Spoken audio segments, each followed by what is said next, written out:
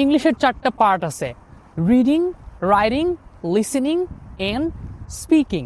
So আপনি কোনটা দিয়ে শুরু করবেন? আপনি সর্বপ্রথম লিসেনিং দিয়ে শুরু করবেন। আমি ইউটিউবে গিয়ে অনেক ভিডিওস শুনতাম, ছোটো ছোটো সেন্টেন্স স্ট্রাকচার ছিল, ওগুলো জাস্ট শুনতাম, ওই সাথে রিপিট করতাম। এরপরে আপনি চাইলে ডায়েরি লিখতে পারেন। তখন আমার একটা অভ্যাস ছিল, আমি ছোট ছোট আমার যে কথাগুলো ছিল সেই জিনিসগুলো আমি ডায়েরিতে ইংরেজিতে লিখতাম। তখন প্রচুর ভুল করতাম। আমি যখন এখন আমার ডায়েরিগুলো খুলে দেখি, আমার কাছে মনে হয় যে আমার ইংলিশ অনেক বাজে ছিল, but in the same time আমার কাছে মনে হয় যে আমার ইংলিশ একটু ইমপ্রুভ হয়েছে আগের থেকে। সো আপনি চাইলে এ ধরনের লেখালেখি করতে পারেন। আর একটা কাজ করতে পারেন, সেটা হলো রিডিং।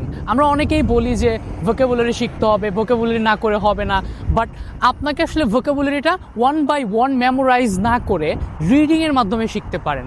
কারণ আপনি যখন রিডিংয়ের মাধ্যমে শিখবেন, তখন আপনার অ্যাট দ্য সেম টাইম শুধুমাত্র ভোকাবুলারি না, গ্রামারেও ইমপ্রুভ হবে, রাইট? সো গ্রামার ইমপ্রুভ হওয়ার সাথে সাথে আপনি যদি রিডিং আউট লাউড করেন, জোরে জোরে পড়েন, তাহলে আপনি দেখতে পাবেন যে আপনার প্রোনাউন্সিয়েশন কিংবা আর্টিকুলেশন কিংবা ফ্লুয়েন্সিও বেড়ে যাবে। সো এই টেকনিকটা আপনি অবশ্যই ইউজ করতে পারেন।